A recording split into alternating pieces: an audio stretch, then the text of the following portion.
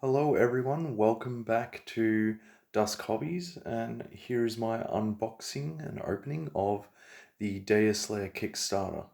So we're going to jump right into it. Here is the first core set. You can tell because it's got core set there, but also part 1 of 3. So the core set was actually divided into 3 smaller boxes. And I was really impressed with how much plastic was included in this Kickstarter. Now, I mentioned previously I did open one of the boxes, so there is one that you will see is not wrapped. And that's because I wanted to see just exactly what I had gotten myself into. So, let's have a look. So here we have our sprues right off the bat. If I bring this up, you can really see the amount of, few focusing issues there. You can really see the amount of detail in each of the molded pieces. Got some weapons as well.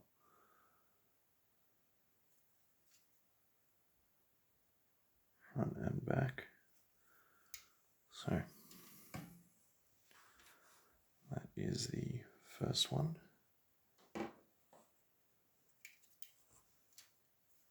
Second sprue seems to be a repeat of the first.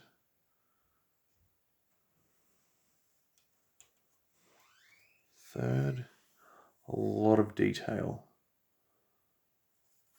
Oh, some golem type minis.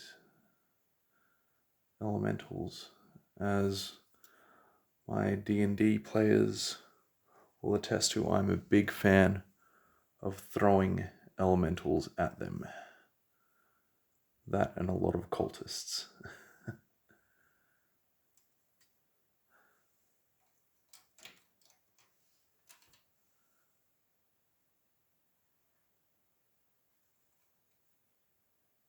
Look at that.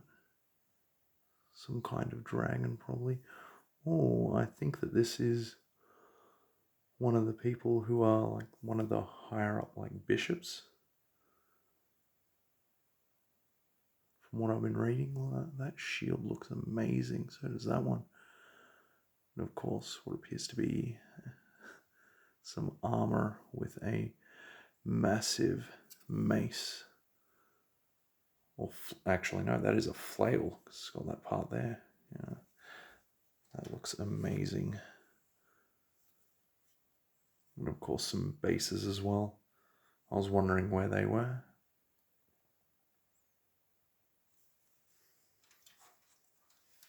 So that was box number 1 of the core set. Now box number 2. Box number 2 is the one that I've already taken a little bit of a peek at.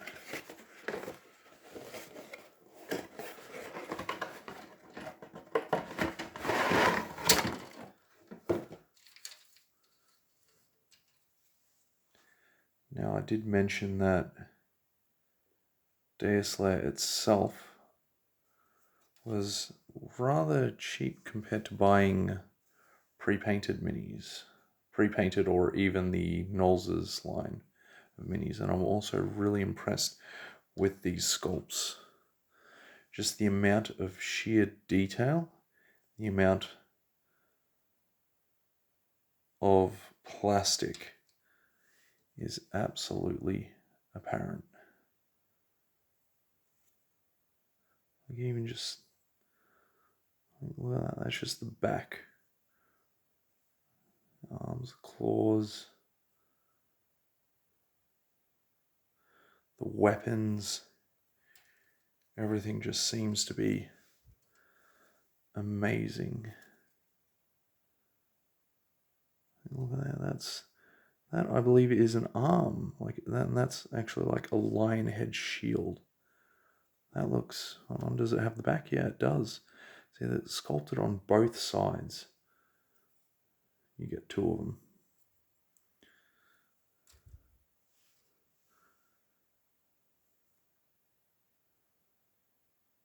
And as you can see, this is where I cut some of one mini out just to test, to see how my liquid cement that would go. What I really liked was on the one that I made I used Tamiya's liquid cement, and it actually, whereas previously I'd only used things like super glue and that, or in Gunpla you don't really need to use any adhesive. With the Tamiya cement, I noticed it actually melted the plastic together and formed quite a strong bond, to the point where running it down the seams and that just gets rid of anything. Looks as if it's one full piece rather than several compiled together.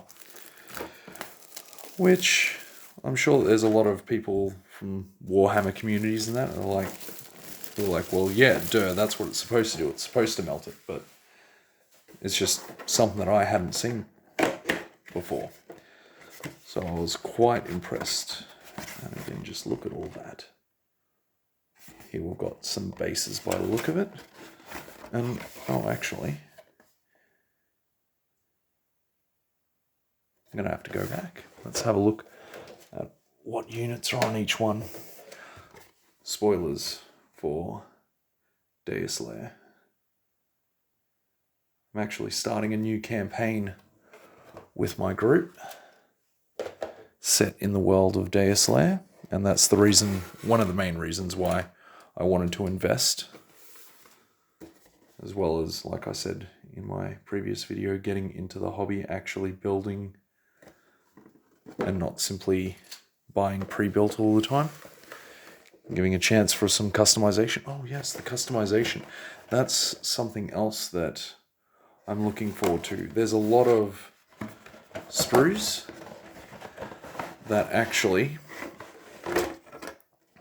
have several different... I'm just going to flip all the bases at once rather than... So even the bases have pre-molded in detail for painting and that, which I think is just fantastic. As someone who's just come from using those little black discs constantly, I think this looks absolutely fantastic. But yeah, as I was saying, so a lot of the minis actually are like multi-pose minis, so you can change the weapons that the guards are using and things like that, which is bloody awesome. Look at the detail work in there. When I get to dry brushing, that is going to look absolutely fantastic. Dry brushing and washes, bringing out all of that detail. I'm guessing that's the back and that's the front of that particular unit.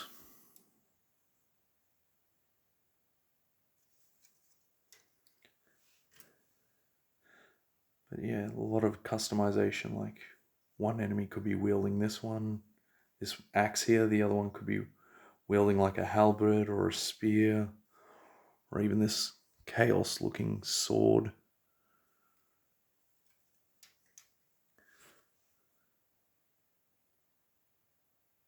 A lot of different weapons, a lot of different things.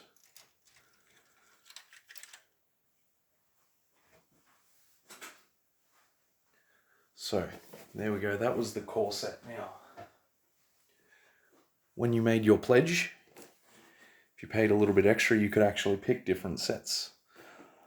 The one that I picked was the Army of Deuslair, which is like their elite troops of each faction. So you've got the ones that come from the main like enemy troops, or like the ones that follow the god of chaos. You've got the ones from the Empire, the ones from the Alliance, so on and so forth.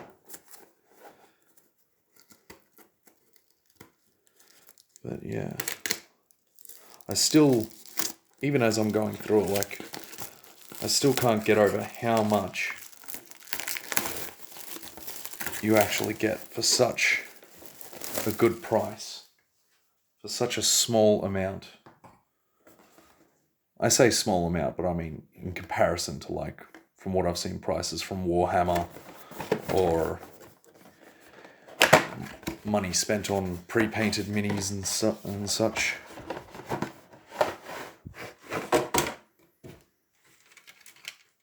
And just the quality.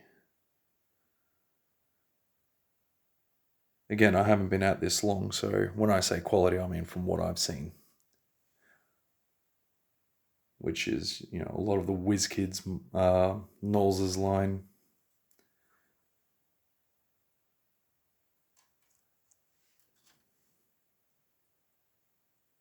Like, look at these. These Warden of Lay wings. That shield. I think the things that I'm mostly impressed with seems to be a lot of the armor and shields. I'm going to enjoy putting them on like the elite units and stuff like that to make them look a little bit different. Make them stand out a bit.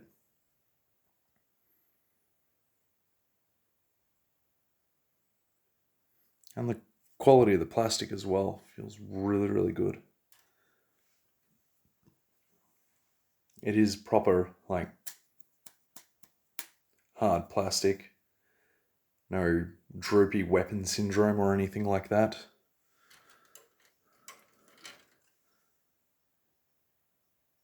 Yeah, these ones seem to be mirrored. Or possibly. Yeah. Possibly they've just cut that in half just for storage purposes. Getting into the larger minis now. Larger, more demonic looking ones. Oh, that's one that I'm going to be excited about. Look at that cleaver and that head.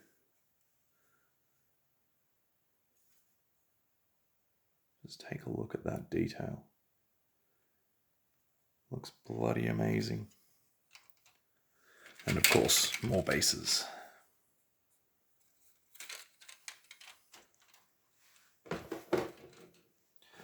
But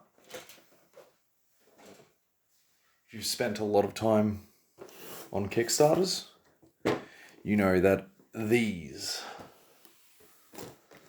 stretch goals and super stretch goals, that's where you get a lot of your value as well.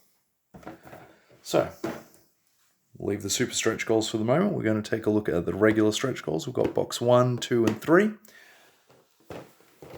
I like to start off at the beginning, so we'll start off with number 1.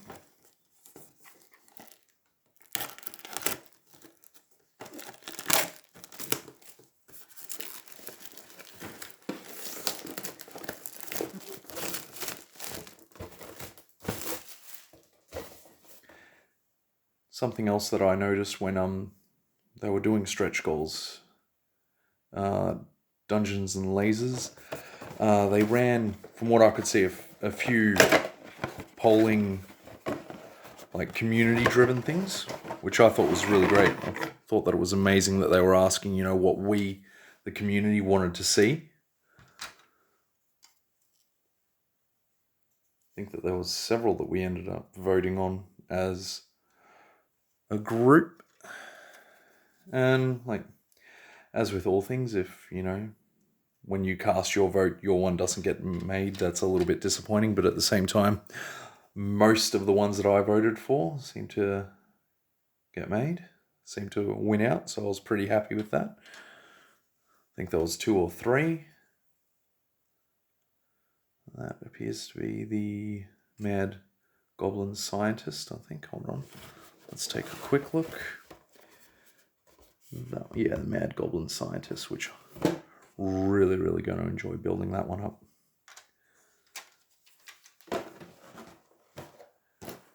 Box number 2.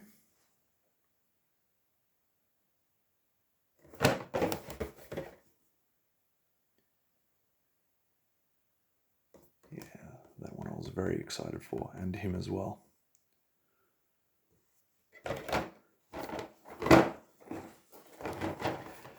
Dungeon Lasers are currently also doing another, well, I say currently, they've got like maybe 2 days left when I'm filming this.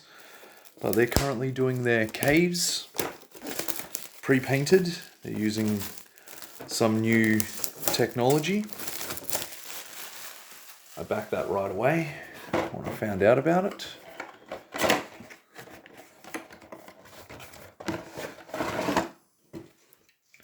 But let's just focus on what's here in my hand. Like, look at that. That is the Kraken tentacle.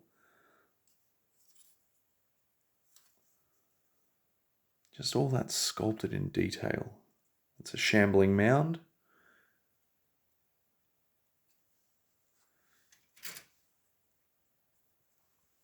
As I'm looking at this, I just can't help but think when I'm doing dry brushing or putting on base coats, doing some highlighting.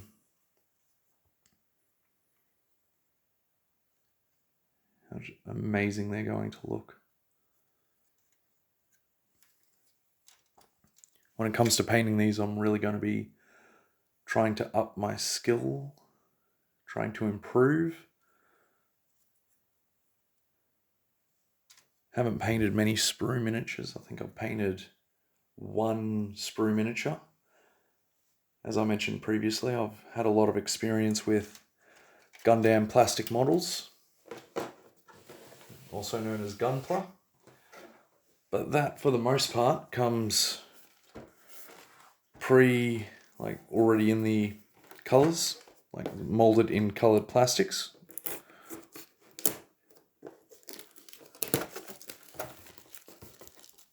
Oh, this one doesn't want to open. Let's see if I can be a bit more persuasive. There we go. Much better. And this one I was also really excited to see how they handle clear plastic. Because in one of their live streams, I've seen one of these guys paint it up and it just looks amazing. Yes, can already see. Look at that. That is making me very, very happy. Again, going to skip through most of the bases. There we go. A lot of good texture, a lot of good definition. Again, good quality plastic.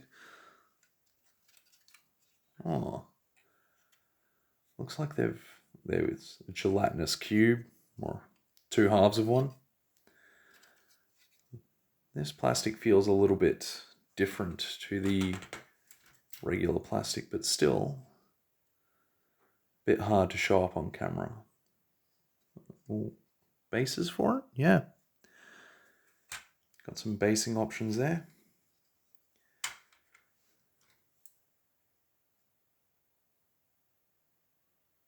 I've seen something like that. Yep, there it is. So that should be somewhere around here. That is actually a disguised mimic. One of my players absolutely loves mimics as a concept. Created a whole room just for them. There's one part of it. Hold on. Yeah, so that's one part. Let's see if we can find the other part of the mimic. So that one and that one are clearly the disguised one. That's after it's been revealed. Yeah. Definitely has a second half somewhere. Like even that chain, look at that. Such good definition. I think it went like that.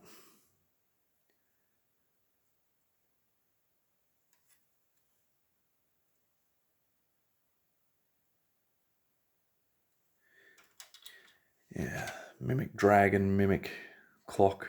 Going to really enjoy using them. These appear to be the weapon packs as part of the stretch goals and that. Well, yeah, we're opening a stretch goal one, but as part of the stretch goals, there was also additional packs and accessories for you to give heroes and characters. That looks cool.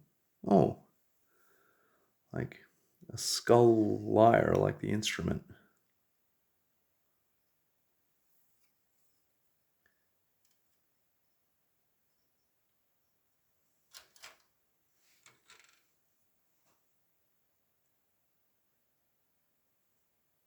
That looks like some kind of brain. Very interested to see what that is.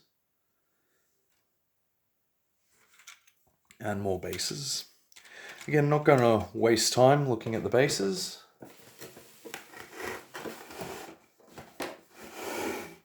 And finally, these super stretch goals. So we've got the Mimic Dragon and Jono, the Dragon Turtle. That was another thing. They let people vote on names for the more impressive or larger minis.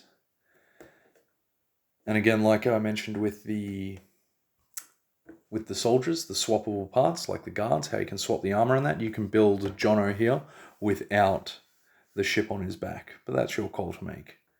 A lot of different options for posing. Yeah. Haven't decided whether or not I'll give Jono his boat or not. I think I'll make that decision when I'm actually building him.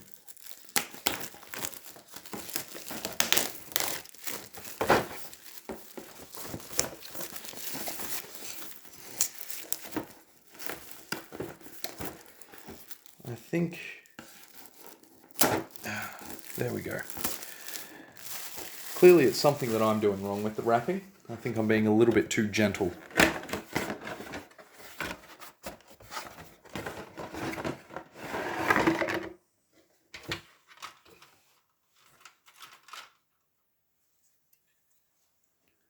So again, I know I keep mentioning it, but geez, look at all that detail.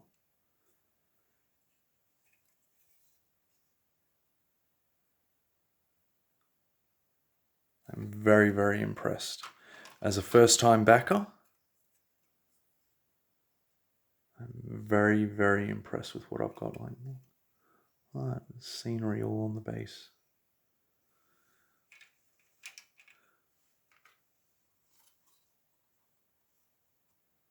Clearly the Mimic Dragon's wing. That's probably the base for him. And here we have some of Jono's ship.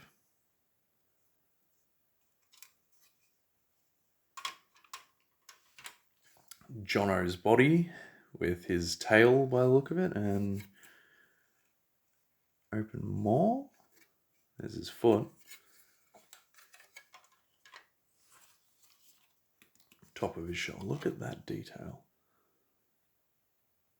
There we go, now that it's more focused. The actual individual ridges.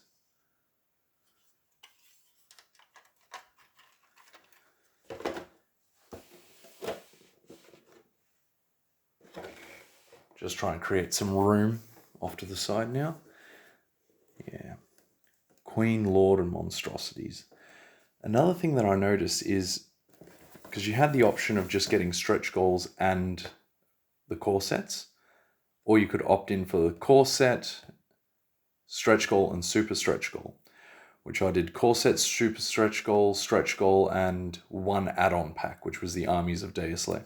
But one thing I noticed, a lot of the bosses of the armies, or of the factions, such as, Queen Inara and Chaos, you actually needed to get the super stretch goals in order to get these units. And these units are like bosses for the actual factions. Like if you've got the army of Deuslair, you're gonna need the Queen, which I thought was a bit of an interesting choice for them to do, to put the actual leaders of the armies locked into the stretch goal part, the super stretch goals. Sorry.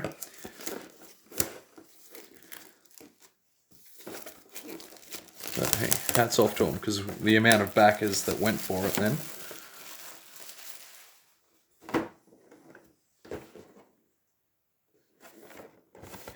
Wolf Drake as well. No, that's the Mimic Dragon. Oh, Mimic Dragon 2 of 2. So yeah, they had the first one in the first box, and this is in the second. Okay.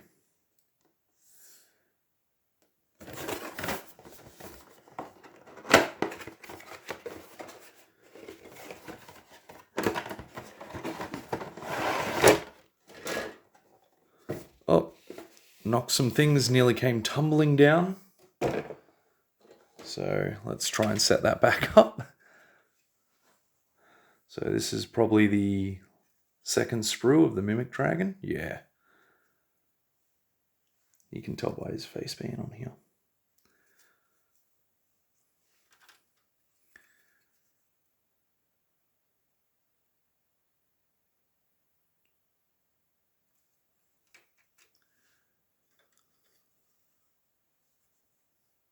Kraken, just giant gaping maw of death and destruction.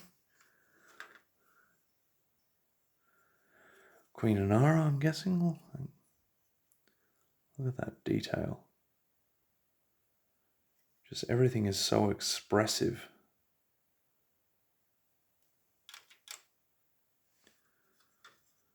More Kraken, the other part.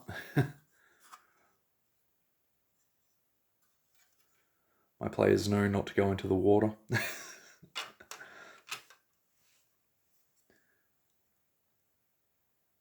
More Kraken tentacles. But like, look, each individual part on the bottom.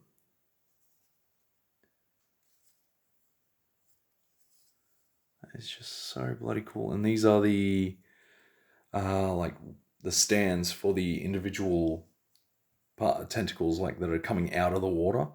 So you've got the main Kraken head, and then you'll have like a scattering of tentacles all around it. Just these are the bases for them.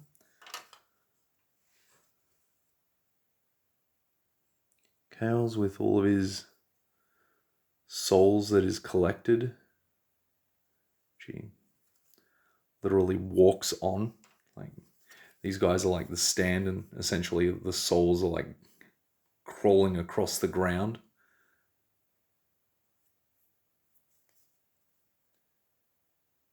Is that going to focus? Probably not. There we go. A little bit better. Yeah. Okay, and the final thing, something that I'm very, very excited about, and I think a lot of people were. This was another item that they named. The Flying Pirate Ship. And the way it's built is if you have several of the sprues for the for like these parts here, you can apparently, from what I've been told, build it infinite length. As long as you have these things to expand, you can just keep making it larger and larger and larger and larger, or longer and longer and longer. And it comes with transparent base as well. Now, obviously you will need many boxes, or many of those sprues, in order to lengthen it indefinitely. But still, it's a good option to have. I mean, from what I've heard, a lot of people sell whatever parts of the Kickstarter that they don't actually want online in that, on the secondary market. So yeah, if I come across some, I might grab a few. Let's put this down there. Sorry, I've got a fairly large gaming table and I'm running out of space. So yeah, once again, just looking at that detail. I'm probably sounding very repetitive, but it really has just blown me away. So yeah, if you get enough of these, you can just keep building on and on and on and on.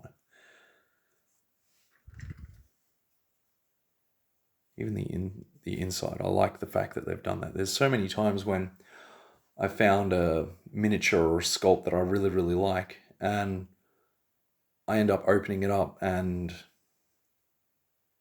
the inside, like in a pre-painted one, the inside hasn't been painted properly, or it's not actually sculpted. But look at that, actually. You know what? I've got this right here. So this is just a pre-painted one. I had to actually repair it because the cardboard that they've put inside was just falling apart. And if I lift this up, see, look at that. Just smooth plastic. As opposed to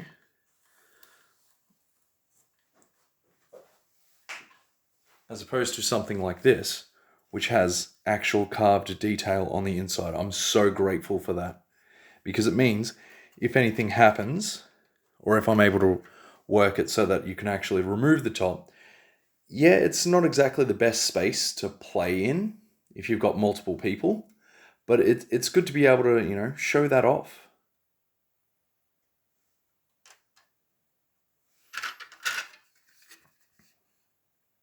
And of course, being a fantasy thing, it is a sky pirate ship. So of course it's got a Zeppelin type balloon above. Yeah, that's just the second half of everything. So when you're cutting it out, like that will go together and so on and so forth. And as I mentioned, clear base. So that was it for the unboxing. That was everything I got. I didn't even get like one of the higher pledges. I got one of the more basic ones. But yeah, so far I'm very, very happy with the amount of plastic that I actually have. I'm very happy with the quality. As I said, it's very good hard plastic, so there's none of that droopy weapon syndrome or anything like that. And yeah, I think all up Australian, I paid maybe like $200, something like that, like 200, maybe. I don't recall it being anything too excessive, especially when, you look at the prices in Australia for some of the pre-painted dragons are like $200 to $400 Australian. You compare it to this and like, yeah, sure, I've got to put in the extra work, but that's what makes it a hobby. It's actually building it, painting it, and having the ability to customize it that I'm really looking forward to the most. I'm just so absolutely ecstatic about this. Looking at it now, all over my game table, it's a little bit like, what have I gotten myself into? But that's the whole point of this. You've got a lot, quantity, quality, for a reason, what I feel to be a very reasonable price. So yeah, thanks for watching. Have a good one.